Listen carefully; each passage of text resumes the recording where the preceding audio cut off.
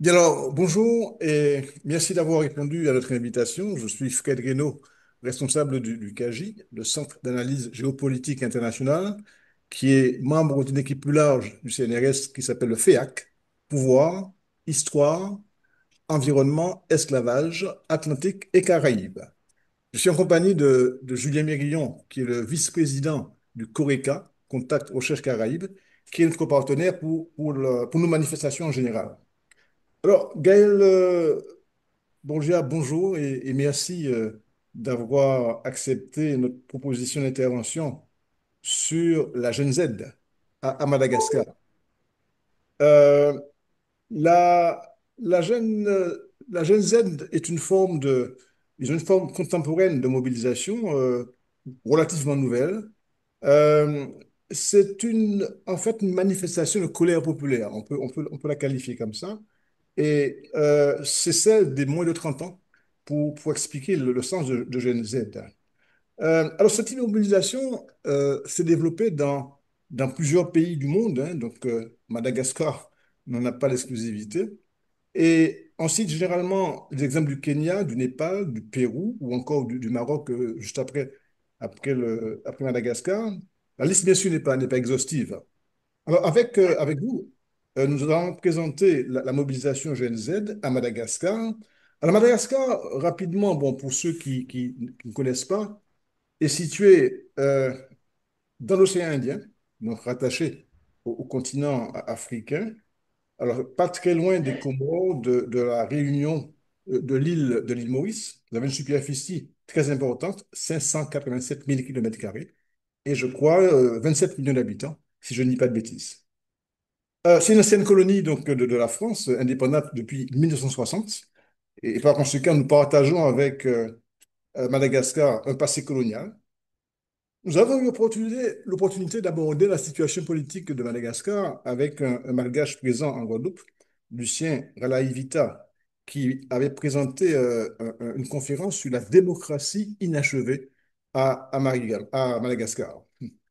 Donc, il y a des malgaches en Guadeloupe et des Antillais à Madagascar, j'imagine. La génération Z, la démocratie inachevée, les deux sont certainement liés. Gaëlle Borgia, notre invitée, est réalisatrice. Je vais la laisser se présenter. Ensuite, nous aurons avec elle un échange, d'abord avec Julien Mérillon et moi-même. Ensuite, nous passerons la parole aux personnes présentes dans la salle et sur Internet. Excusez-moi.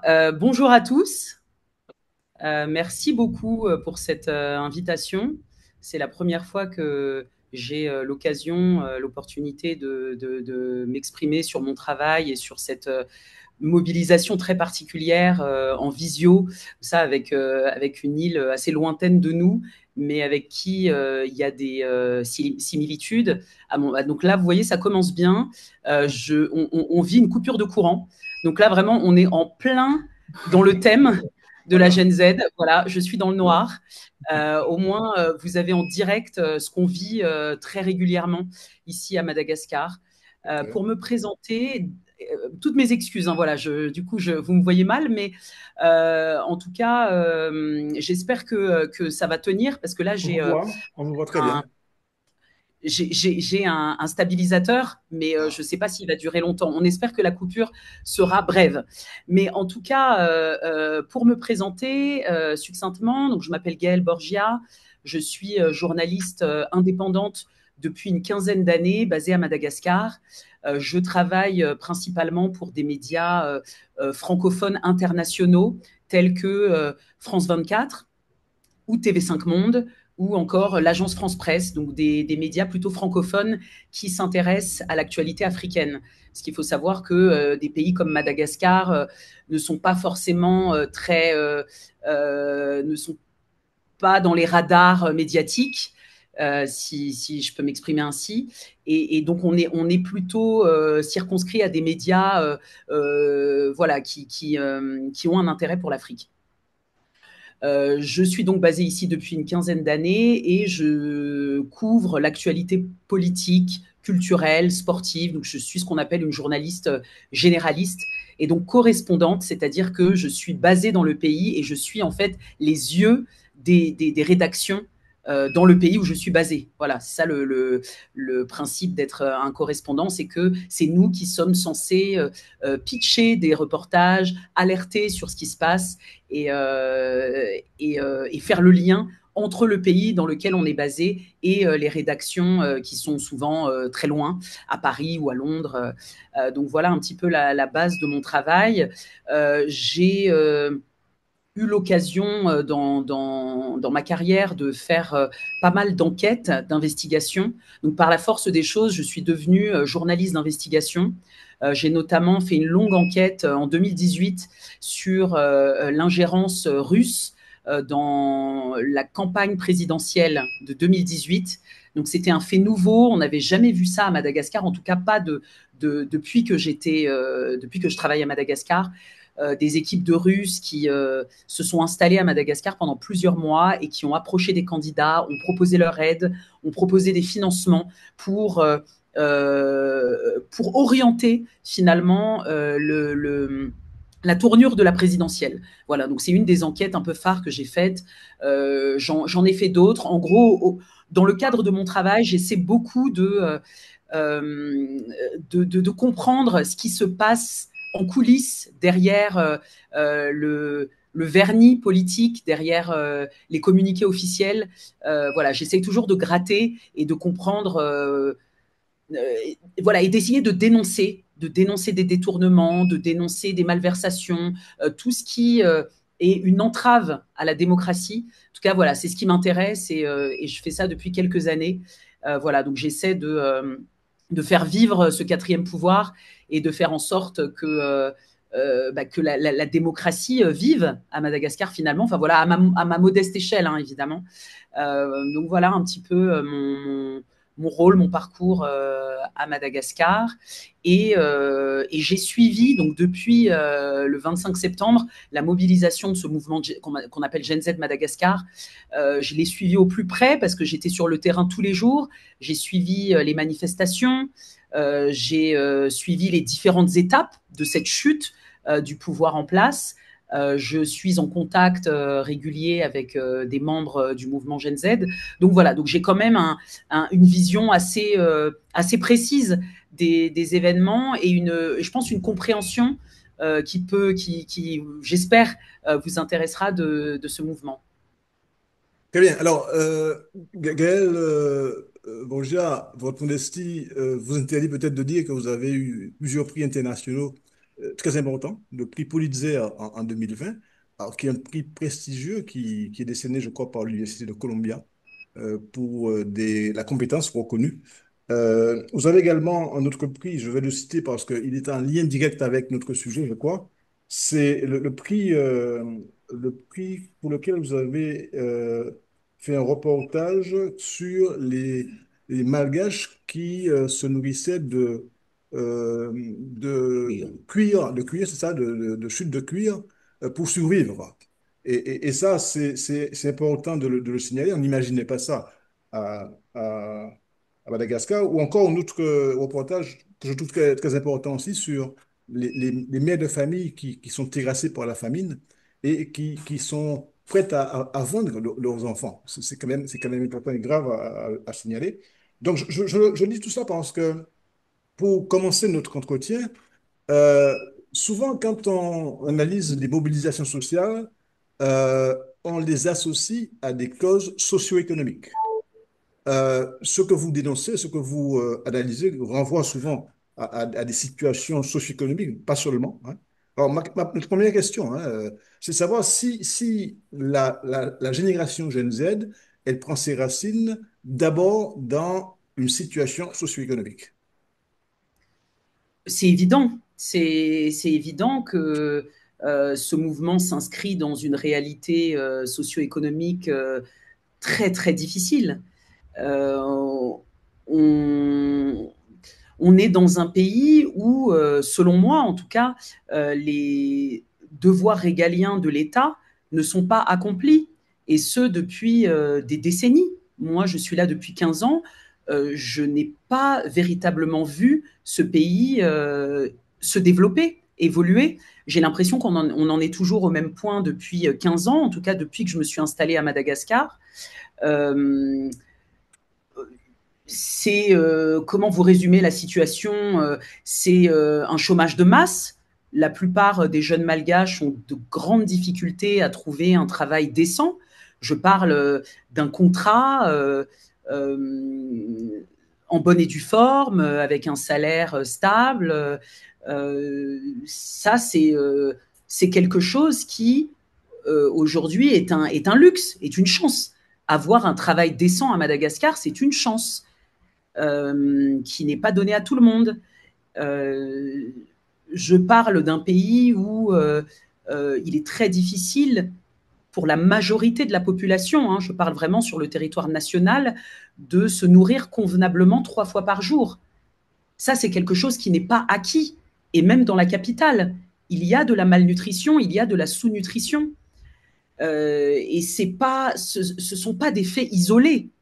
C'est la majorité de la population qui est en difficulté par rapport à leurs besoins, à la satisfaction de leurs besoins quotidiens. Euh, Ça va être des prix au marché, des prix à la pompe, le carburant, euh, les, qui sont très très élevés, qui n'ont pas de corrélation avec les salaires qui sont proposés. Euh, Dans la capitale, à Antananarive, si on arrive à avoir un travail dans un centre d'appel, parce qu'il faut savoir que c'est très courant en fait. Madagascar est devenu un, un hub mondial des centres d'appel externalisés, c'est-à-dire que beaucoup de grands groupes internationaux, je parle de Renault, hein, je parle de Total Energy, confient leurs services clients à des sociétés qui sont basées à Madagascar. Et donc, ce sont des malgaches qui sont en fait ont un salaire dérisoire, qui vont travailler sur des plateaux et répondre aux appels. Peut-être que vous, en Belgique, quand vous appelez votre service client, soit SFR par exemple, ou Bouygues, en fait, vous allez tomber sur un jeune malgache qui gagne 100 euros par mois. Vous voyez? Et donc, quand on gagne 100 euros par mois, alors que le prix du carburant est quasiment le même qu'en France, on voit là qu'il y a un problème, que ça peut pas marcher. Quand on gagne 100 euros par mois, alors que les prix d'Internet, par exemple, sont plus chers qu'en France, donc plus chers que chez vous, comment les populations peuvent survivre ou peuvent vivre décemment? C'est impossible. Et moi, tous les jours, je me demande, mais comment ils font pour s'en sortir quand je vois la cherté de la vie à Madagascar? Donc voilà, oui, cette réalité socio-économique, elle est quasiment, elle est insupportable, insupportable. Et je m'étonne que ce mouvement social n'ait pas éclaté plus tôt. Dans les sphères politiques, on se demandait, mais quand est-ce que ça va arriver? Il y a beaucoup de gens qui disaient, mais Gaël, ce pouvoir ne tiendra pas jusqu'à la prochaine élection. Je l'ai entendu souvent. Mais c'était difficile d'anticiper, c'était difficile de savoir comment, quand, par qui l'étincelle allait arriver. Hmm. Alors, précisément, je viens d'admettre Olivier Lancien dans la vidéo. Et dans un entretien que vous avez accordé à Olivier Lancien, je crois que c'est hier ou avant-hier, vous expliquez que ces jeunes ne sont pas des désœuvrés. Ils viennent principalement des classes moyennes ou des classes aisées. Alors, comment expliquer que malgré, enfin, disons, l'absence relative de problèmes socio-économiques, ces jeunes se révoltent? C'est une question très intéressante et moi-même, j'ai été surprise de voir qui était derrière cette page Facebook Gen Z Madagascar, qui était derrière la naissance de ce mouvement. Et en rencontrant certains fondateurs, je me suis rendu compte que c'était des jeunes éduqués qui ont eu la chance de faire des études supérieures, ce qui est rare à Madagascar. La majorité des jeunes malgaches n'ont pas eu la chance de faire des études supérieures. Donc, on parle d'une niche en fait de jeunes malgaches qui sont connectés, qui en fait ne subissent pas forcément enfin tous les côtés négatifs de cette situation socio-économique délétère, catastrophique. Et c'est là où c'est intéressant de comprendre et de découvrir cette Gen Z. C'est-à-dire que je pense que personne ne les avait vus venir. Cette petite catégorie de jeunes connectés, éduqués, qui en fait suivaient ce qui se passait au pays, s'informaient, étaient politisés. On avait coutume de dire oh, les jeunes se désintéressent de la politique, ne vont pas voter. Il y avait des projets, notamment mis en place par des institutions de promotion de la démocratie. Il y en a, il y a par exemple l'EISA, EISA, qui est une institution qui fait la promotion de la démocratie et qui finançait des programmes pour sensibiliser les jeunes à la politique, pour les encourager à voter. Et en fait, à travers ce mouvement, je me suis rendu compte à quel point les jeunes étaient politisés. Et je pense que c'est ce que le gouvernement n'a pas vu, n'a pas su voir, en fait, cette jeunesse qui n'était pas dupe. Et ce qu'on dit souvent à Madagascar, c'est que pour se maintenir au pouvoir, les autorités vont manipuler les masses les plus pauvres, donc vont offrir des cadeaux dans les quartiers populaires. Il est très connu, c'est de notoriété publique qu'à Madagascar, pour espérer être élu, eh bien, on va dans les quartiers populaires, on offre des cadeaux, des sacs de riz, des biens de première nécessité, des cuvettes pour faire la lessive, des parasols pour les vendeurs de rue, par exemple. Donc ça, c'est très connu. Et c'est de cette manière que l'ancien pouvoir a pu avoir une forme de soutien populaire, si vous voulez.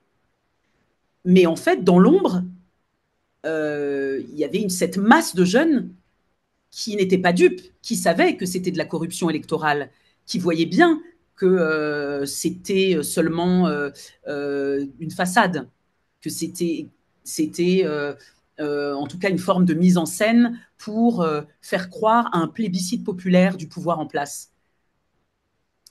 Et cette jeunesse éduquée, connectée, était plutôt silencieuse jusqu'ici. On ne les a jamais entendus. Moi, en tant que journaliste, j'ai pendant des années eu beaucoup de difficultés à interviewer des gens parce qu'il y avait une forme d'omerta, il y avait une censure qui était là, qui ne disait pas son nom, mais qui était là. Et j'en suis venue à un point où je n'arrivais plus j'avais beaucoup de mal à finaliser des reportages parce que personne n'osait me parler. Personne n'osait critiquer le pouvoir en place. Donc, il le faisait dans l'ombre, il le faisait hors caméra. Mais la colère, la frustration était là. Très bien. Avant de passer la parole à Julien pour des questions, je veux quand même signaler aux personnes qui sont sur le chat qu'ils peuvent poser leurs questions par écrit. Et ceux qui sont dans la salle également peuvent nous poser des questions directement. Il y a un micro qui permet de vous entendre, qui est posé là. Vous pouvez poser vos questions si vous le souhaitez. Et je salue la présence également de Lucien, qui est notre intervenant malgache la dernière fois. S'il a des questions, qu'il les pose également. Bonjour Lucien et bienvenue. Très bien. Alors, Julien, tu as peut-être une question Alors, une question, c'est-à-dire qu'elle a beaucoup parlé. Bonjour d'abord, Gaël Bonjour. Borgia. Bonjour. Et ma question, elle est très simple, hein. Vous avez beaucoup parlé de ces classes défavorisées, de cette masse qui vivait dans une situation quasi infrahumaine, dirons-nous. Et ma question, est-ce qu'il y a une élite ou en tous les cas un groupe qui serait relativement aisé et qui par conséquent profiterait de cette situation au détriment de la très grande majorité? Alors, vous parlez d'un groupe au niveau de la Gen Z ou un groupe Non, non, non, non, non, discriminé? dans la société. Est-ce qu'il n'y a pas eu, dans cette société, si vous voulez, un décalage très important entre des personnes qui seraient détenteurs de moyens de production, qui seraient détenteurs de richesses importantes, en opposition avec la grande, je veux dire, pauvreté de la population? Oui, c'est un peu le fonctionnement du pays. C'est presque l'ADN du pays, je dirais. Une petite élite ultra riche qui continuent de s'enrichir au détriment d'une très grande majorité extrêmement pauvre. Et c'est un décalage qui est vertigineux, qui est monumental et qui est frappant, en fait, qui saute aux yeux. C'est-à-dire que dans la capitale, vous voyez des Porsche Cayenne circuler, des voitures de luxe, qui côtoient des tireurs de charrettes. Vous voyez, c'est ça le contraste malgache. Ce sont des hôtels de luxe, des hôtels 5 étoiles, qui jouxtent des bidonvilles. Mais des bidonvilles où règne un niveau de pauvreté qui est à pleurer, vraiment. C'est-à-dire des gens qui vivent au-dessus des détritus, des eaux stagnantes qui ne peuvent même plus s'évacuer, enfin qui ne s'évacuent plus. Des gens qui vivent dans des conditions, moi, que je ne qualifierais pas d'humaines. Et ces gens-là sont les voisins d'un hôtel, d'une grande chaîne d'hôtels internationale. Vous voyez, c'est ça Madagascar. C'est qu'il y a des riches, une élite riche, qui sont riches à plusieurs millions d'euros, à dizaines de millions d'euros. Et c'est d'ailleurs le cas de cet homme d'affaires qui cristallise un peu toute la colère sociale de la Gen Z. C'est monsieur Mam Ravatmang qui est à la tête d'un groupe et qui a réussi à rafler énormément de secteurs, qui a fait main basse sur plusieurs secteurs grâce à ses connexions politiques, grâce à de la corruption, grâce à des méthodes finalement malhonnêtes. Et ce qui en fait mène à une concurrence déloyale, ce qui mène à l'impossibilité pour des opérateurs économiques honnêtes qui ont envie juste d'aider Madagascar à se développer. Ça devient impossible. Ça devient impossible parce qu'on est obligé de faire face à une élite mafieuse qui a des connexions politiques, qui est en capacité de procéder à des rackets fiscaux, qui peut vous mettre à terre du jour au lendemain pour récupérer votre société, votre business. Voilà comment ça se passe en réalité à Madagascar. C'est que si on veut développer son entreprise, son business, soit il faut être proche de cette élite mafieuse, soit il devient difficile de continuer à se développer. Par conséquent, au-delà des considérations purement économiques, vous avez de la corruption, du clientélisme, des choses comme ça qui pourraient expliquer que cette catégorie de jeunes se révolte, pas seulement pour des considérations économiques, c'est bien ça. Oui, ben, si vous voulez, le mouvement Gen Z, il cristallise plein de colère. Au départ, effectivement, c'est ça qui est étonnant et qui est épatant à la fois. C'est-à-dire que ce sont des jeunes plutôt privilégiés qui, en fait, par patriotisme, ont décidé de se soulever pour leur pays, parce qu'ils pourraient, si vous voulez, se détourner de ces questions politiques et se dire, bon, bah, de toute façon, moi, je peux étudier à l'étranger, j'ai déjà un poste dans une grande entreprise à Madagascar. Voilà, moi, j'ai rencontré des jeunes Gen Z qui font partie, qui étaient là au début du mouvement. Ils ont un salaire stable, ils travaillent dans une grande entreprise. Pas de problème pour eux, a priori. Mais en fait, ce sont des jeunes patriotes qui décident de se dire, bah non, en fait, si on ne le fait pas, qui va le faire? Est-ce que les jeunes ruraux qui n'ont pas eu la chance de faire des études, qui sont dans les champs toute la journée à aider leurs parents, qui essaient juste de survivre, est-ce que ces jeunes ruraux qui représentent la majorité des Malgaches pourront se soulever contre un régime mafieux? Non, ça n'arrivera probablement pas. Et ce qui s'est passé, c'est que ces Gen Z se sont dit, il faut que ce soit nous. On doit agir, on a un devoir envers ce pays. Et donc, évidemment, c'est à partir de là que toutes les colères se sont greffées sur, premièrement, cette demande d'électricité, enfin d'arrêt des coupures d'électricité et d'eau, mais ensuite, il y a toute cette question politique d'entrave à la liberté d'expression, de processus électoraux qui sont défaillants, qui sont biaisés. C'est ce dont on parlait à l'instant, l'enrichissement de certaines élites au détriment du reste de la population, les détournements de deniers publics, etc., etc. Et donc, par effet boule de neige, tout s'est manifesté, en tout cas tout a été exprimé durant cette mobilisation. Alors, Eh bien, oui. excusez-moi, pour en venir directement au mouvement, ma question est la suivante. À vous entendre parler, j'ai presque le sentiment que ça a été spontané. Est-ce que, il n'y a pas eu, sur la base des enquêtes que vous avez pu mener, hein, une préparation, et est-ce que quelque part, on ne peut pas dire, on pourrait pas dire qu'il y ait une main qui guide derrière cette mobilisation? Oui, c'est une très bonne question parce que ça a été dénoncé par l'ancien pouvoir, justement. L'ancien président, pendant le mouvement, avait accusé une officine d'un pays étranger derrière ce mouvement Gen Z.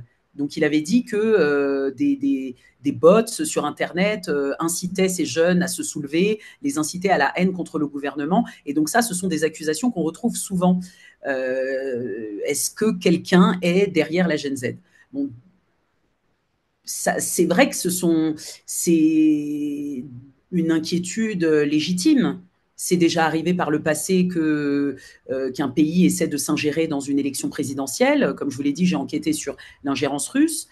Euh, en tout cas, si j'en crois ce que disent tous les jeunes du mouvement Gen Z à qui j'ai parlé, il n'y a personne derrière eux.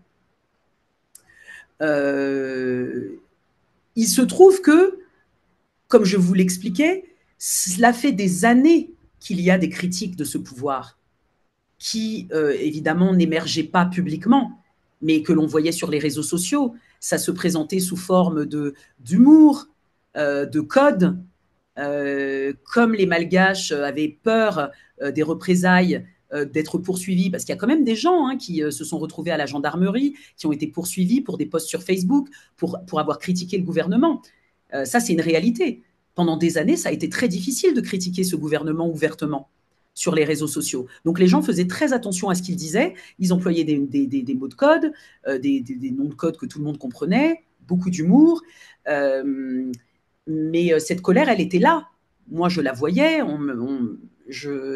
elle me parvenait. Avant ce mouvement Gen Z, il y a eu des prémices, c'est-à-dire qu'un député de l'opposition avait déjà organisé une manifestation contre ces coupures de courant et d'électricité. Cette manifestation a été réprimée. Là, je vous parle de 2, 3 semaines avant la première manifestation Gen Z du 25 septembre. Il y avait donc déjà eu des mouvements. Plutôt politiques, donc venant d'un député d'opposition. Et puis, suite à cette manifestation réprimée, il y a ces élus municipaux issus du parti d'opposition, le TIM, donc c'est le principal parti d'opposition, qui avait fait une demande de manifestation, une demande d'autorisation de manifestation auprès du préfet d'Antananarive, et cette autorisation a été refusée. Donc, au départ, c'est quand même politique. Et suite à cette première répression, puis à cette interdiction de manifester, c'est là que le mouvement Gen Z s'est mis en place et ils se sont greffés sur la date de manifestation prévue par les élus municipaux au départ. Donc cette manifestation qui devait avoir lieu à l'appel d'élus municipaux de l'opposition a été récupérée par le mouvement Gen Z. Donc effectivement, c'est pas sorti de nulle part. Il y avait commencé à germer une colère concrète, en tout cas une volonté de descendre dans la rue qui était forte et qui a été récupérée en l'espace de 10 jours par la Gen Z, qui se sont organisés sur les réseaux et qui ont gardé finalement cette date. Très bien. Alors, dans la salle, il y a des étudiants représentants de la Gen Z de Guadeloupe. Alors, si vous avez des questions, n'hésitez pas à poser vos questions. Vous pouvez, oui. Alors, allez-y pour aller assez fort. Il y a un micro pas très loin de vous. Allez-y. Question se porte sur le drapeau olympique qui a été brandi durant ces manifestations à Madagascar d'ailleurs. J'ai une question parce que est-ce qu'il n'y aurait pas un risque que cela décrédibilise un peu la génération la Gen Z, notamment parce que c'est un peu un conflit intergénérationnel. entre les jeunes et les autres. Alors, j'ai pas bien compris ce qui pourrait discréditer le mouvement Gen Z, ce serait, pardon? Bien, parce que c'est une référence que One Piece. c'est une référence Ah de oui, d'accord. Oui, oui, cette fameuse, je sais pas si vous voyez bien, le Oui, oui, très petit, Oui, bien. oui. voilà, j'ai eu le badge. Euh, Euh, alors, pas la du tout, question. pas Ok, du très bien. tout. Je ne crois pas que l'utilisation d'un symbole populaire mondial qui en fait rassemble les jeunes de différents pays, soit une, comment dire, une source de discrédit pour eux. Au contraire, puisque les valeurs qui sont véhiculées par ce drapeau sont des valeurs de justice, sont des valeurs de paix, de courage. Et en tout cas, jusqu'ici, il n'y a pas eu de critiques concernant l'utilisation de ce symbole. En plus, il a été adapté du coup aux réalités locales, puisque c'est un chapeau d'une ethnie malgache, qui est l'ethnie Betsleo. C'est cette ethnie qui fabrique ces petits chapeaux ronds. Du coup, il y a vraiment une appropriation, une réappropriation du symbole mondial. Euh, je, je, je pense qu'au contraire, avoir une jeunesse qui se rassemble à travers des codes populaires, qui s'inspirent les unes des autres. Vous savez, il n'y aurait pas eu de Gen Z Madagascar sans la Gen Z népalaise. Il y a eu des échanges entre la Gen Z népalaise et la Gen Z Madagascar. C'est vraiment, c'est là qu'on voit que Internet et cette culture populaire ont un pouvoir phénoménal qui nous dépasse. En tout cas, moi, je ne suis pas Gen Z, malheureusement. Vraiment, je suis épatée. Là, c'est peut-être plus la journaliste qui parle, mais je suis épatée et éblouie par ce qu'ont pu faire quelques milliers de jeunes qui ne se connaissaient pas physiquement. Certains fondateurs de la Gen Z ne s'étaient jamais vus physiquement. Je l'ai dit d'ailleurs, il me semble, lors de l'interview pour Guadeloupe la première, mais ce qui se passe, c'est extraordinaire. Que ce qui se passe à des milliers de kilomètres au Népal puisse inspirer des Malgaches qui étaient complètement contris, bloqués par ces représailles, par cette censure gouvernementale, euh, qui ne voyaient plus d'avenir. Et vraiment, les gens à qui j'ai parlé dans la rue, les jeunes, me disaient on ne voit pas d'avenir, même si on a la chance de finir nos études, ce qui va être très difficile, puisque les professeurs des universités publiques ne sont pas payés depuis des années, puisque les résidences universitaires sont dans un état déplorable, qu'il n'y a pas d'électricité, pas d'eau. Donc, c'est déjà pour parvenir à finir ses études, c'est la croix et la bannière. Et une fois qu'on termine, on sait qu'on n'aura pas de travail, qu'on sera condamné à travailler dans un centre d'appel, à répondre à des Français à 10 000 kilomètres pour gagner 100 € par mois. C'est ça l'avenir des jeunes à Madagascar. Et donc voilà, donc pour moi, au contraire, me dire qu'il y a des Malgaches qui se sont appropriés une culture populaire, qui se sont inspirés de ce qu'ont pu faire des jeunes au Népal, qui d'ailleurs, le Népal est un pays beaucoup plus développé que Madagascar, avec une jeunesse beaucoup plus éduquée, qui a connu 10 ans, pas forcément cette jeunesse, mais en tout cas le Népal a connu 10 ans de guerre civile, donc il y a une violence qui est présente, ce qu'on n'a pas à Madagascar. Et donc le fait qu'ils aient pu réussir à renverser un régime avec un, comment dire, un symbole populaire, pour moi, c'est tout sauf un manque de crédibilité. En tout cas, c'est pas du tout remis en question, ni ici, ni ailleurs. Très bien. Est-ce qu'il y a d'autres questions, Gen Z? Oui, allez-y. Oui, je vous entends bien. D'accord. Donc, je voulais demander, face à ces inégalités, y a-t-il des formes d'institutions qui vont intervenir justement pour aider ce mouvement de la GNC? Oui, très bonne question, merci beaucoup. Des institutions, alors je ne sais pas si vous parlez d'institutions au niveau malgache ou international. En tout cas, au niveau malgache, euh, beaucoup de structures se sont ralliées au mouvement Gen Z parce que tout le monde se reconnaissait dans leur lutte. tout le monde comprenait, jusqu'aux militaires. Vous voyez, tout le monde vit la même chose. Tout le monde vit les coupures de courant, tout le monde vit la cherté de la vie, les coupures d'eau, etc. En termes d'institutions, il y a beaucoup d'organisations de la société civile qui ont rejoint le mouvement Gen Z, qui l'ont soutenu. Il y a eu la diaspora malgache, présente beaucoup en France métropolitaine. Il y avait des cagnottes qui ont permis au mouvement de se structurer, de mettre en place des points relais dans la rue où on pouvait se ravitailler, boire, manger. Il y a eu toute cette solidarité. Mais donc, c'est plutôt les organisations de la société civile, si on parle d'institutions. Il y a aussi des institutions de défense de la démocratie qui se sont intéressées au mouvement Gen Z à travers le monde. Donc, j'ai été contactée d'ailleurs par des institutions étrangères, notamment la Human Rights Foundation, qui est une organisation américaine qui défend les droits humains et qui a essayé de se rapprocher de la Gen Z. Une autre fondation américaine également. Je pense qui voit d'un bon œil ce réveil démocratique chez les jeunes. Voilà, donc c'est un mouvement qui est, je pense, soutenu symboliquement, soutenu médiatiquement.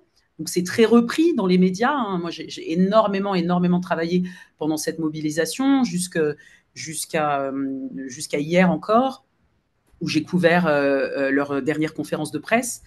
Donc oui, ils ont un soutien. Ils ont un soutien. Bon, c'est très neuf. Hein. Vous voyez, ils sont très jeunes. C'était leur première manifestation pour beaucoup. Hein. La première fois qu'ils manifestaient dans la rue. Voilà, c'est vous dire la difficulté de s'exprimer à Madagascar. La première fois qu'ils recevaient des grenades lacrymogènes. Hier, pour certains, c'était leur première conférence de presse. Vraiment, c'est une première fois à tous les niveaux pour la majorité des membres du mouvement. Bon, avant de passer la parole à Lucien qui s'est rapproché du micro, je voulais poser la question d'un collègue qui n'est pas de la Gen Z. Il est sorti de la Gen Z, quoi, depuis quelques années. Alors, bonjour, merci à Madame Borgia pour ces éléments très instructifs et édifiants. Dans One Piece, les héros se battent souvent pour mettre à bas des tyrans, mais aussi éradiquer la famine et établir la liberté de tous. Et souvent dans des îles. L'absence d'idéologie politique catégorisée et de mouvements politiques structurés est-elle une force pour l'avenir ou au contraire une faiblesse, source d'inertie au-delà d'une révolte réussie? Oui, c'est une très bonne question. Je répondrai un peu les deux. C'est-à-dire que le fait qu'au départ, ce soit un mouvement quasiment spontané, on peut le dire, qui regroupait des très jeunes, euh, sincèrement en colère, euh, avec un désespoir très puissant, très sincère, donc sans ambition, ça a été leur force. Ça leur a donné une forme de détermination. Quand il n'y a rien derrière à la clé, en fait, quand c'est juste l'énergie du désespoir, je pense que c'est ça qui a donné sa puissance au mouvement. Et on ne pouvait pas les accuser d'être pilotés par un opposant, par des politiques, par des officines étrangères. C'était difficile. Bon, c'est ce qu'a fait le gouvernement qui est tombé, mais ça les a complètement desservis. De ne pas écouter la Gen Z et de dire, de les accuser d'être seulement des jeunes vulnérables, pilotés, etc. Ça a complètement desservi le pouvoir précédent. Donc c'était une force selon moi, mais effectivement, une fois que le pouvoir tombe, que les militaires reprennent la main, parce que la réalité c'est que ce sont c'est qu'il fallait des armes en fait pour faire tomber ce régime. Est-ce que la Gen Z seule aurait réussi à faire tomber ce pouvoir? Je ne sais pas. Ça a été vraiment une alliance de deux luttes. Et quand arrivent les nouvelles autorités, la transition qui se met en place, la Gen Z non politisée est très rapidement mise de côté. Et je pense ils en sont conscients et c'est pour ça qu'ils sont en train de se structurer, de devenir un mouvement national. Ils ont organisé un séminaire il y a 2 semaines de ça environ, euh, avec des représentants des 22 régions du pays. Donc aujourd'hui, ils se présentent comme un mouvement national qui veut avoir un vrai rôle politique dans la transition. C'est ce qu'ils disent. Ils disent, voilà, nous proposons de mettre en place des structures transitoires dans lesquelles nous voulons jouer un rôle, dans lesquelles nous voulons avoir un pouvoir décisionnel. Et ils se rendent compte que le fait de ne pas être politisé les dessert et les met sur le côté. Donc voilà, donc c'est à la fois leur force et leur faiblesse, et je pense qu'ils sont en train de se réorganiser pour peser dans la transition qui est en train de se mettre en place. Mais est-ce que cette organisation, est-ce qu'elle prend la forme d'organisation conventionnelle, comme des partis, par exemple, ou bien est-ce que c'est une organisation politique qui est originale, qui cherche à influencer plutôt que de s'organiser en parti politique? C'est pas une organisation politique classique, pas du tout, parce que c'est très horizontal. Il n'y a pas de leader, toujours pas. Il y a des porte-paroles, mais ça n'a pas du tout la forme d'une organisation politique classique. Ils ne veulent pas particulièrement de poste, d'un poste de ministre, par exemple. Ils n'ont pas vocation, en tout cas jusqu'ici, ils ne nous ont pas fait part d'une volonté de se présenter, par exemple, ou de présenter quelqu'un, un candidat à la future présidentielle. Ce qu'ils veulent, c'est pouvoir, c'est avoir un rôle de, c'est de pouvoir contrôler la gestion des affaires du pays, contrôler l'utilisation de l'argent. Par exemple, il propose la mise en place d'un conseil civilo-militaire dans lequel il y aurait un représentant de la jeunesse, un représentant des forces armées et un représentant des partis politiques. Donc, ce conseil transitoire prendrait des décisions collégialement. C'est ce qu'ils aimeraient. Voilà, c'est ce qu'ils ont proposé, par exemple, dans leur feuille de route. Donc, c'est-à-dire avoir un pouvoir de décision sur la manière dont le pays va être géré durant cette transition jusqu'à la mise en place de structures électorales. Euh, et voilà, en fait, ils veulent s'assurer que la politique soit bien assainie, qu'il y ait un vrai pacte national soumis à un référendum, que toutes les infrastructures, les structures, si vous voulez, politiques soient mises à plat pour que les systèmes politiques qui viennent soient véritablement démocratiques, inclusifs et transparents. Vous voyez, c'est une forme de nettoyage politique auquel ils veulent participer pleinement. Très bien, merci. Alors, Lucien, tu as la parole. Oui, donc je me présente, Lucien Valaïbita. Est-ce que vous entendez, elle? Vous m'entendez? Oui, oui, je vous entends. Oui, donc je me présente, Lucien Valaïbita. Donc je suis un militant depuis les années 2002, hein, en fonction des différents problèmes avec ça, c'est-à-dire la pauvreté et tout cela. Je tiens à signaler surtout sur le rôle de la CNZ, qui a été décisif. Mais je pense, comme vous l'avez mentionné plus haut, que la GNZ n'aurait pas réussi à faire le bouleversement sans les aides de l'armée. Et justement, à propos de l'armée, nous-mêmes de la population, vous l'aviez dit plus tôt, c'est que les Malgaches avaient eu déjà des problèmes et on se sont remontés contre les gouvernements qui se sont succédés. Malheureusement, peut-être dans notre culture anthropologique, il faut un minimum, ou bien il faut que la coupe soit pleine avant qu'on se réveille. Parce que je suis intervenu ici même avec Fred Lenot sur comment on appelle ça, sur un terme, Madagascar, une démocratie inachevée. Et j'ai parlé de tous ces problèmes, et même au niveau des militaires, les militaires il y a eu une scission dans l'armée. Seulement, euh, ils étaient tous surveillés, ce qui fait qu'ils n'ont pas pu faire leur révolution. Et je tiens à signaler que l'armée qui est intervenue est composée d'officiers qui étaient sortis de l'école militaire de général sous-suspect des enfants de troupe, ça s'appelle la CNT. Et ce sont ces militaires qui se sont réunis d'une façon secrète, hein, et qui ont réussi parce que si on regarde bien le groupe de militaires en place, ce sont des militaires qui sont sortis de la CNT. Donc, je veux dire par là, le problème de notre révolution, c'est que il y a une division, c'est-à-dire il n'y a pas de solidarité avec l'opposition, mais ils volent en ordre dispersé. Et c'est pour ça que ça a retardé, parce que cette colère a déjà été là depuis des années, ne serait-ce que depuis 2009. Donc, c'est ce que je voulais signaler. Oui, très bien.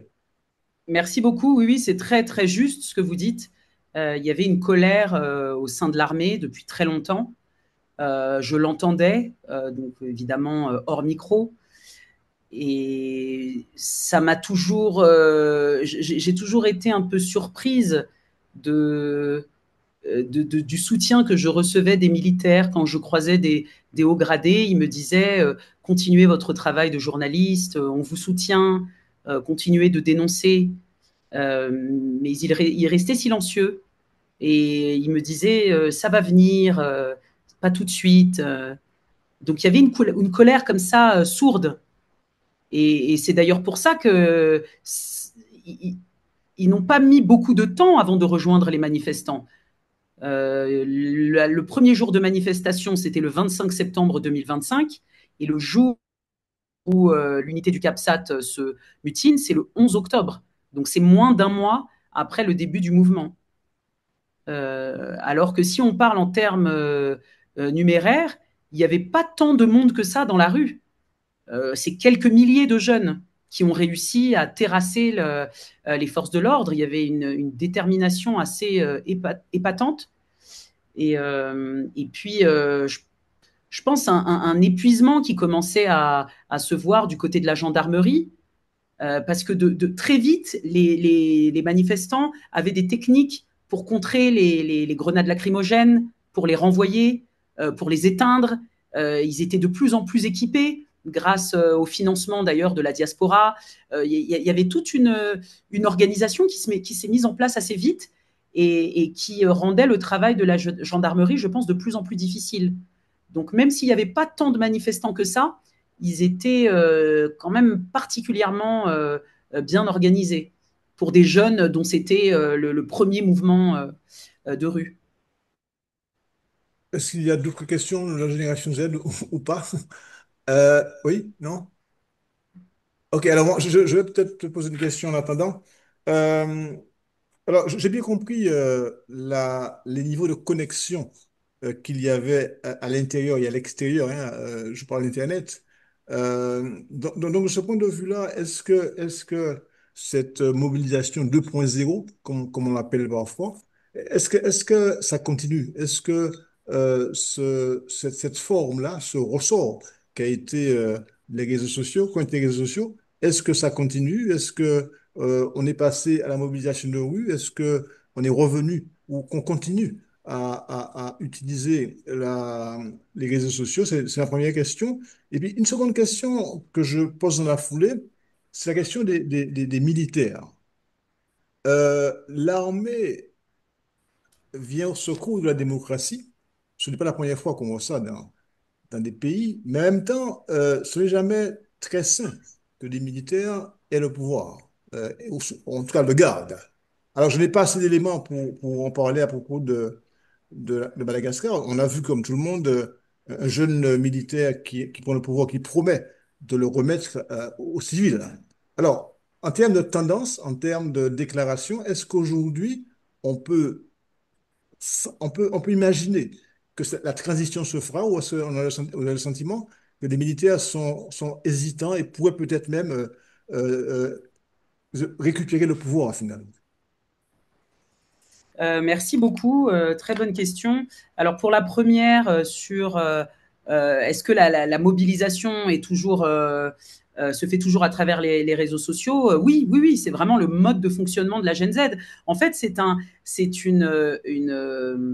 comment dire, un mélange de mobilisation 2.0, comme vous l'appelez, en ligne, et de mouvements de rue. Ils se connectent, ils préparent ce mouvement sur les réseaux et ensuite ça devient concret. Et en fait, il y a toujours ce lien avec les réseaux sociaux, puisque même quand ils sont dans la rue, ils se préviennent sur les réseaux. Voilà, si vous voulez, vous pouvez passer par telle rue, parce que là, il y a je sais pas, le cordon de la gendarmerie est plus souple. Venez plutôt de ce côté-là. Là, de ce côté-là, ça tire, etc. Donc, si ce mouvement a réussi à forcer certains barrages de sécurité ou a réussi à s'imposer, c'est aussi parce qu'ils s'alertaient. En fait, ils ont tous leur smartphone et c'est comme ça qu'ils fonctionnaient. Vous voyez, donc ça va ensemble. Et bien sûr, ça continue en ligne, sur Discord, ils ont un groupe, ils sont toujours sur Facebook. Le danger aujourd'hui, c'est que y a de nombreuses pages Gen Z Madagascar qui ont vu le jour. Leur page initiale a été supprimée à cause de signalements. Donc, vous voyez, ils sont aussi victimes de leur succès. Aujourd'hui, il y a des jeunes qui se font passer pour des membres du mouvement Gen Z alors qu'ils ne le sont pas.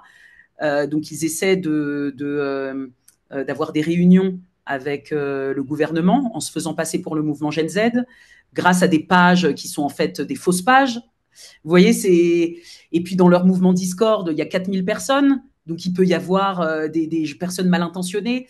Voilà, donc c'est toujours un peu à double tranchant. Et ensuite, pour répondre à votre question sur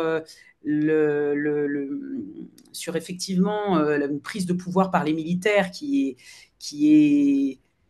peut être problématique, en effet, si l'on s'en tient à leur discours, ils sont là pour assurer une transition civilo-militaire. Ils ont nommé un Premier ministre civil. D'ailleurs, la majorité des ministres sont des civils. Ils se sont engagés à organiser une élection dans les 2 ans. Mais effectivement, oui, il y a des risques.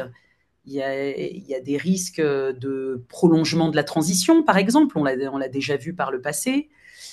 C'est pour ça que la Gen Z reste vigilante et qu'elle fait des piqûres de rappel régulièrement en disant qu'ils sont là, qu'ils observent, qu'ils ne laisseront pas passer de nouvelles entorses à l'inclusion, à un processus véritablement démocratique. Voilà, pour l'instant, on n'a pas d'autre choix que de leur accorder le bénéfice du doute parce qu'ils ont sauvé le mouvement, si vous voulez. Donc aujourd'hui, on est dans une période de félicité où les militaires ont représenté un peu le salut démocratique. Et d'ailleurs, si j'en crois, il y a une expression que j'ai bien aimée, que je vais vous relire, qui vient d'un communiqué de la Gen Z. Ils disent,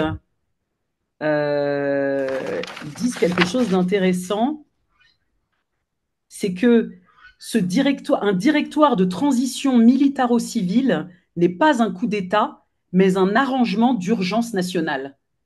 Vous voyez, donc la situation était telle que c'était nécessaire. Ils n'appellent pas ça un coup d'État, hein, évidemment, mais un arrangement d'urgence nationale destiné à restaurer la stabilité, garantir les besoins essentiels, eau, électricité, sécurité, etc., et préparer un retour à l'ordre constitutionnel sous supervision civile. Parce qu'aujourd'hui, en fait, on estime qu'on n'est pas en fait sous un ordre constitutionnel, puisque selon la Gen Z, selon de nombreux organes de société civile d'ailleurs, les instances électorales ne sont pas neutres. La justice est inféodée à certaines personnes, à certains mafieux. Il n'y a pas de liberté d'expression. Donc, pour eux, c'était cette situation à laquelle il fallait mettre fin. Voilà pourquoi on parle, pour l'instant, en tout cas, personne ne parle de coup d'État. Et d'ailleurs, les jeunes de la Gen Z appelaient les militaires à l'aide. Moi, je les ai vus pendant les manifestations, j'en ai interviewé certains qui disaient, s'il vous plaît, aidez-nous parce on subit une répression très grave des forces de gendarmerie. Donc ces militaires-là étaient attendus.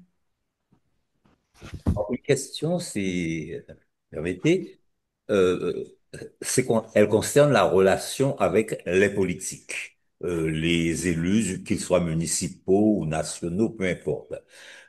On sait que d'une manière générale, aujourd'hui, il y a une certaine tendance à considérer les politiques comme dépassées par rapport aux grands enjeux. Est-ce que ce mouvement a aujourd'hui le soutien de ces politiques et est-ce qu'on peut envisager à l'avenir qu'il va tout simplement laisser la place à ces politiques dès lors que l'ordre constitutionnel sera rétabli? Euh, c'est une très bonne question. Bon, moi, j'aurais tendance à pas faire confiance aux politiques, mais je suis pas la seule, puisque la Gen Z dit depuis le début attention aux récupérations politiques. Dès le début du mouvement, ils voyaient les choses venir. Euh, Est-ce qu'il c'est n'y a pas vrai eu que de tentative de récupération? oui, oui, oui, la récupération, elle a été là très vite, très vite. Je pense qu'il y a eu une déception dès, dès la prestation de serment, une crainte en tout cas. C'est-à-dire que dans le discours, on entend le nouveau président donc de la refondation dire euh, que saluer les jeunes en tout cas pour leur audace, pour leur détermination, euh, rappeler de quoi ils sont victimes, du pillage de leurs richesses. Donc dans le discours en tout cas de ces nouvelles autorités, il y a cet hommage, cette reconnaissance envers la Gen Z. Mais dans les faits, la Gen Z nous dit il y a peu d'écoute. Ils se sentent vraiment mis sur le côté aujourd'hui. Donc c'est dû à plusieurs facteurs. Il y a des usurpateurs, des gens qui se font passer pour des représentants de la Gen Z qui ne le sont pas. Il y a peut-être voilà, des nouvelles autorités qui sont un petit peu dépassées par ce qui se passe. Euh, et, les, et oui, il y a des politiques qui soutiennent ce mouvement Gen Z. Notamment, je vous parlais d'un député d'opposition qui a été le premier à organiser une manifestation de rue. Il était à leur côté. Il y a des opposants qui étaient présents dans la rue. Mais euh, la Gen Z ne se tourne pas véritablement vers eux. Ils ont très vite établi une liste noire d'hommes politiques qu'ils ne souhaitent pas voir au pouvoir, par exemple.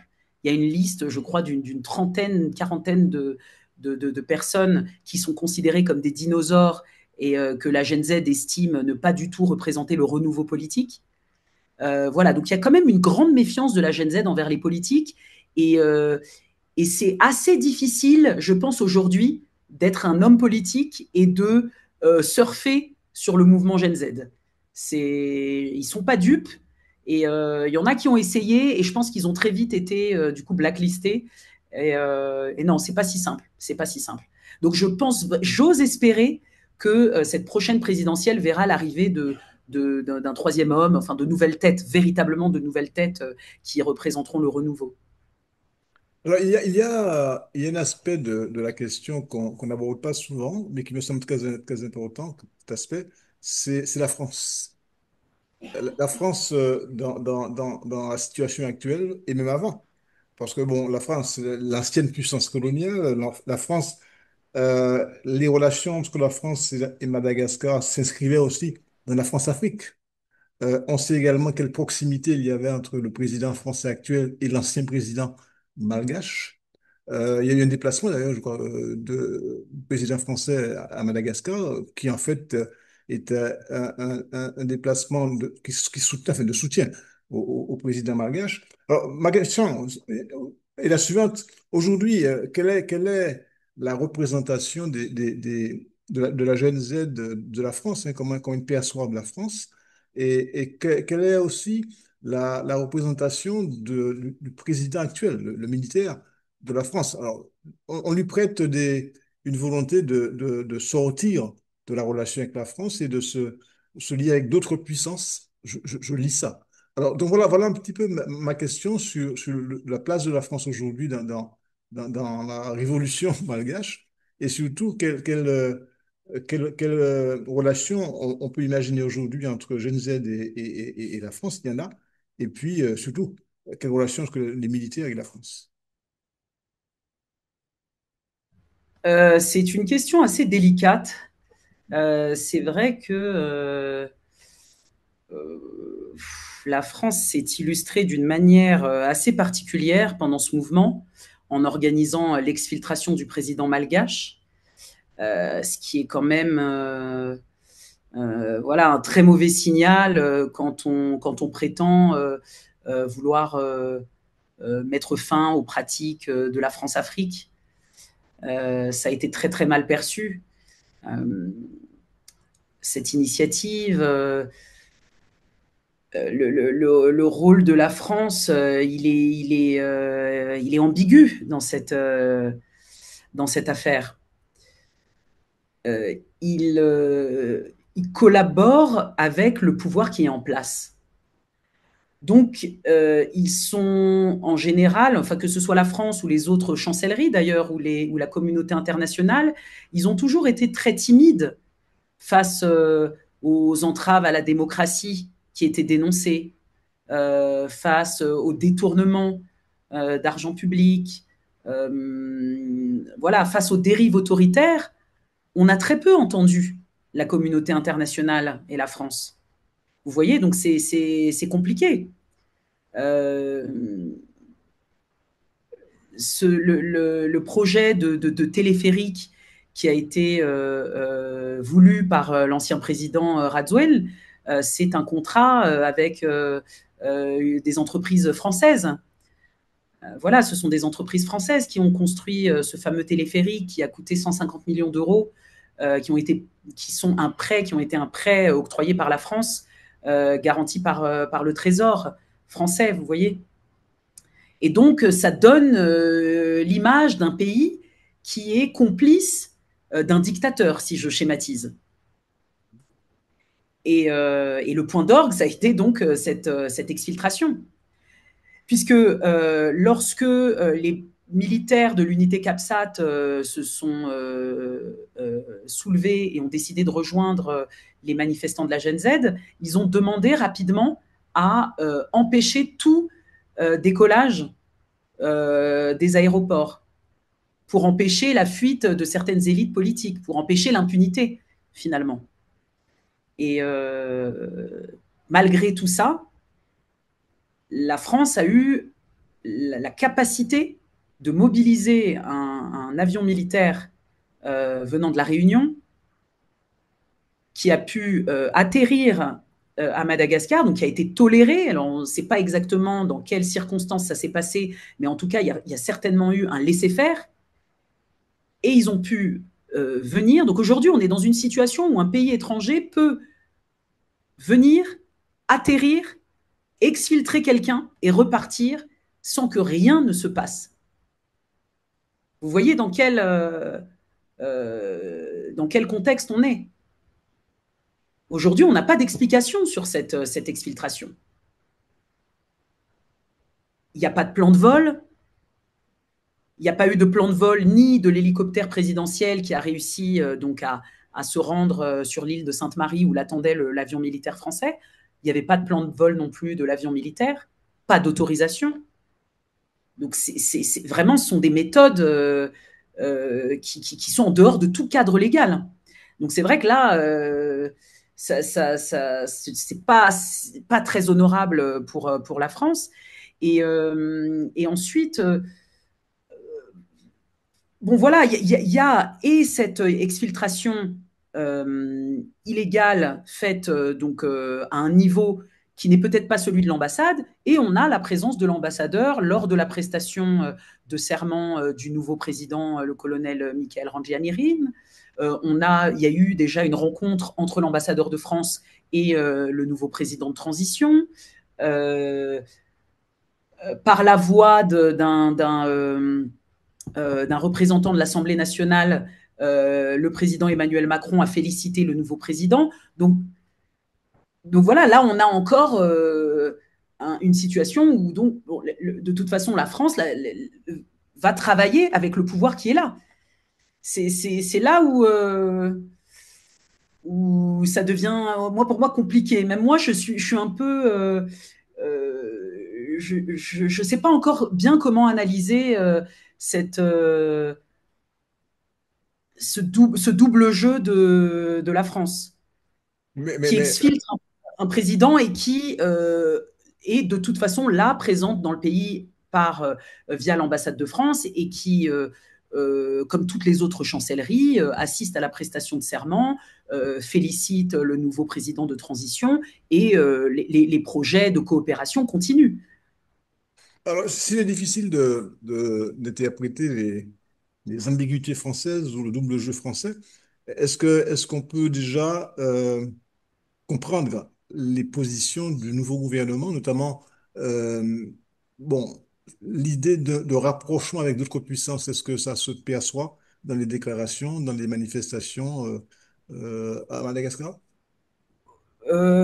Oui, de toute façon, ça a toujours été ainsi à Madagascar. Il y a pas forcément d'idéologie diplomatique claire, pro-occidentale ou plutôt pro-russe ou pro-chinoise, en fait. Ça a toujours été une diplomatie un peu tous azimuts.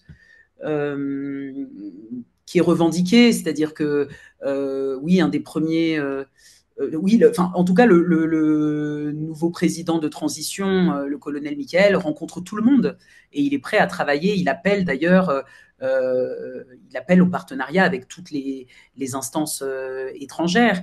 Il n'y a pas de, il n'y a pas, comme on peut le voir dans les pays du Sahel, de l'AES, un vrai positionnement anti-impérialiste français. Là, c'est pas du tout le cas.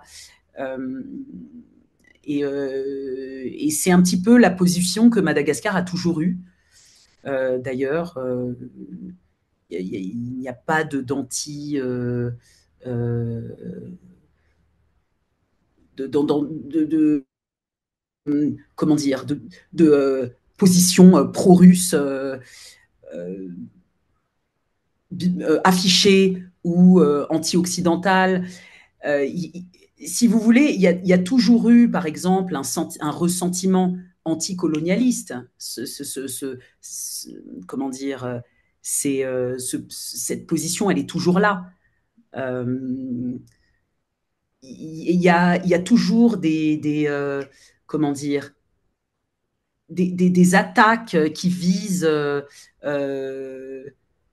la prédation de pays étrangers. Ça, c'est toujours là. Ça va être les critiques envers comment dire, les sociétés d'extraction minière chinoises, par exemple.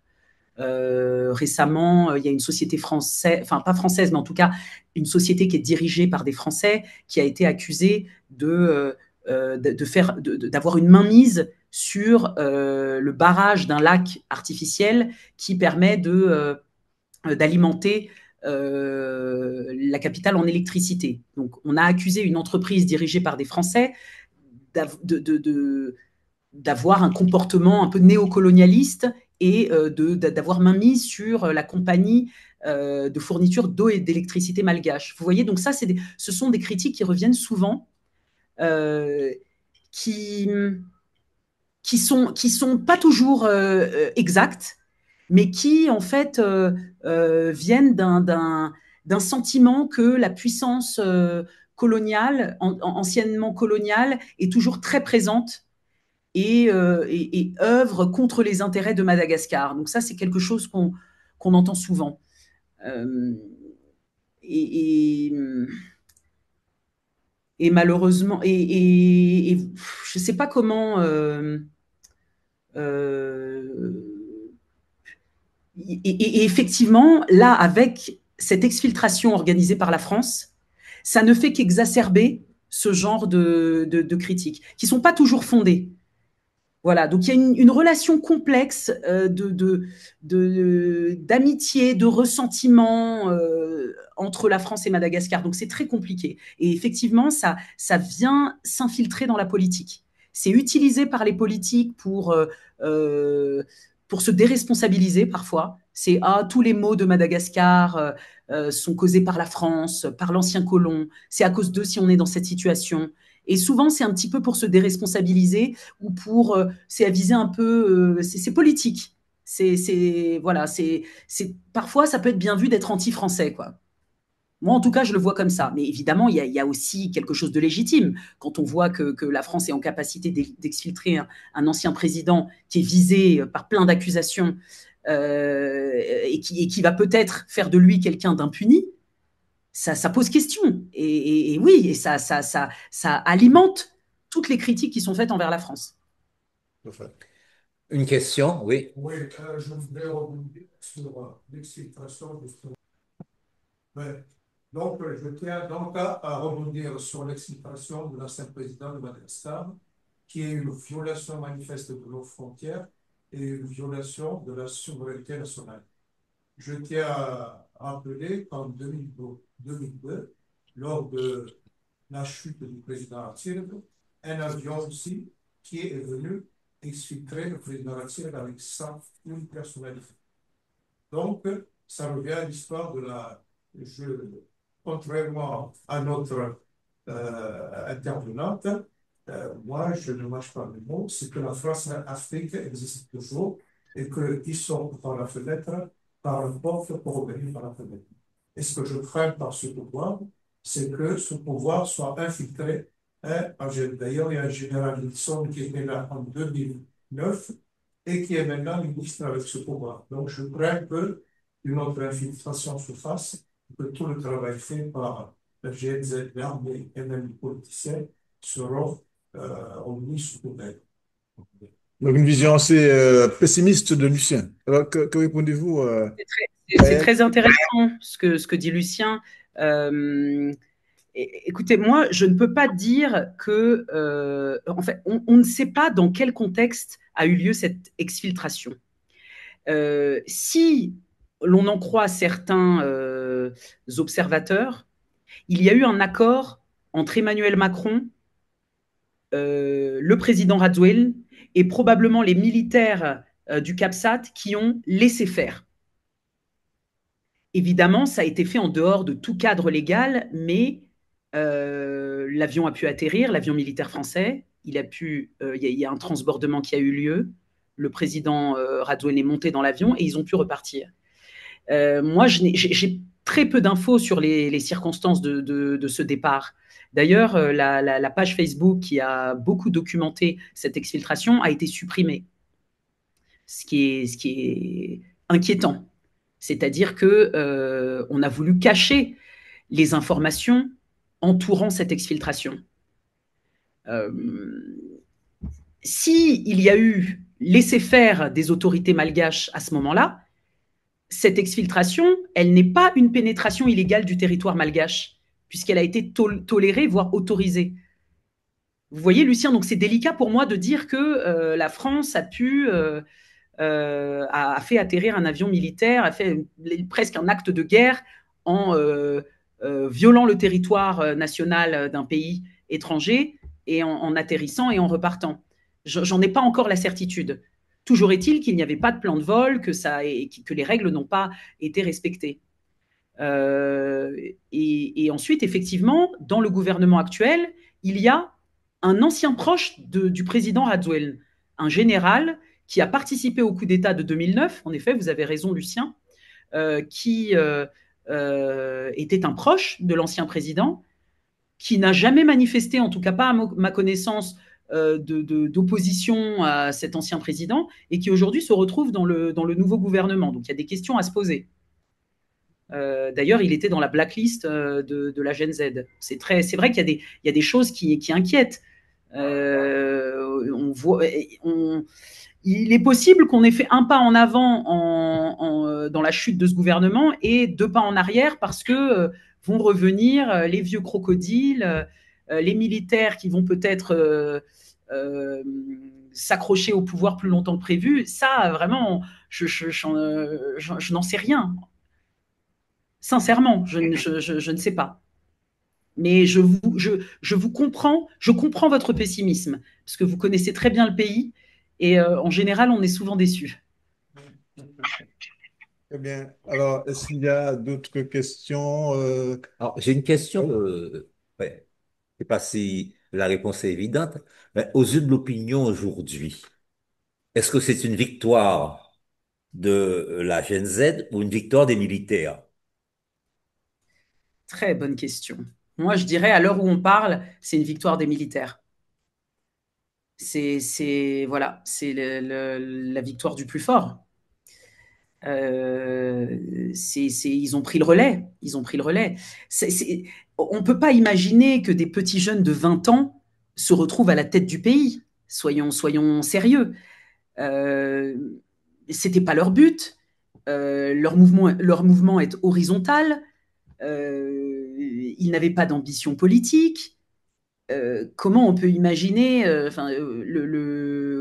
créateur de la page Facebook Gen Z Madagascar a 17 ans. Donc, allait arriver ce moment de vide. D'ailleurs, moi, je l'ai ressenti durant une manifestation où les jeunes ont réussi à atteindre la fameuse place de la démocratie qu'ils demandaient depuis des semaines. Et à ce moment-là, donc, ils atteignent leur objectif de rallier cette place. Et évidemment, c'est un moment de liesse. Euh, et je sens un moment de flottement où ils ne savent pas trop quoi faire. Et finalement, c'est le maire d'une commune proche d'Antananarive qui en fait a pris le lead et qui a commencé à entonner un chant donc vous voyez, c'était un moment de flottement où je me suis dit ah tiens c'est bizarre, ils ont réussi leur objectif, mais quelle va être la suite? Qu'est-ce qui se passe une fois qu'on a atteint la place de la démocratie et qu'on peut s'exprimer? Et finalement, bah, il y avait un vide que les militaires ont comblé. Très bien. Apparemment, pas d'autres questions. Écoutez, s'il n'y a pas d'autres questions, on va laisser la parole finale, la conclusion à Gaëlle Borgia. Et avant ça, donc, je vais la remercier pour ses paroles éclairantes. Je retiens que nous avons eu la chance d'avoir aujourd'hui une invitée compétente, talentueuse, mais aussi courageuse. Si je me réfère au prix qu'elle a obtenu, souvent les prix sont associés à cette dimension-là, le courage. Quand on est journaliste, c'est important ça aussi. Donc alors, je passe la parole à Julien, c'est encore quelques mots, et après on passe la parole pour conclure à Gaël Bourget.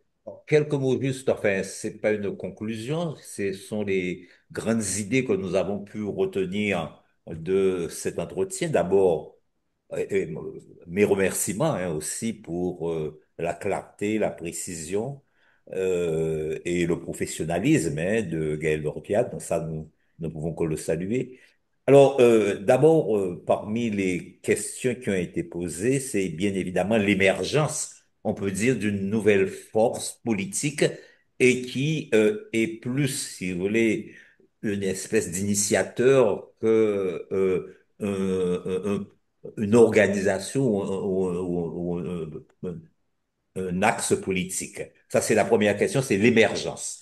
Est-ce que cette émergence aujourd'hui qui s'est faite à Madagascar, au Népal, au Maroc, va avoir un impact à l'échelle mondiale? C'est une question que l'on se pose, mais il n'empêche que il y a des places à prendre sur la scène publique et la Gen Z est en train de prendre cette place. Ça, c'est la première question, la première réflexion qui émerge de ce débat.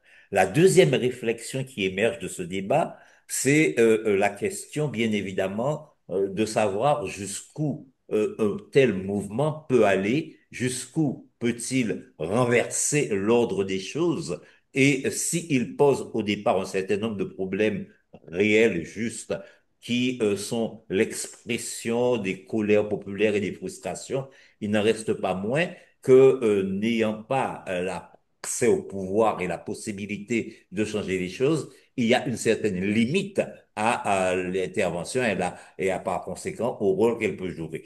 La troisième question qui me paraît importante, c'est celle du projet politique. Alors, c'est vrai qu'il y a des frustrations, etc., mais quel projet politique? Demain, quel avenir pour Madagascar, quel avenir pour les autres pays où cette génération va intervenir? Ce sont des questions réelles. Et enfin, la dernière, c'est évidemment, est-ce qu'il peut y avoir une vraie interconnexion de cette jeunesse de par le monde, de façon à, par conséquent, donner une nouvelle impulsion, on peut dire, à la contestation politique. Mondialisation aussi. Donc, Gaël, vous avez le dernier mot. Merci beaucoup, en tout cas, pour cette invitation, pour votre écoute, pour les compliments aussi que vous m'avez faits, c'est touchant.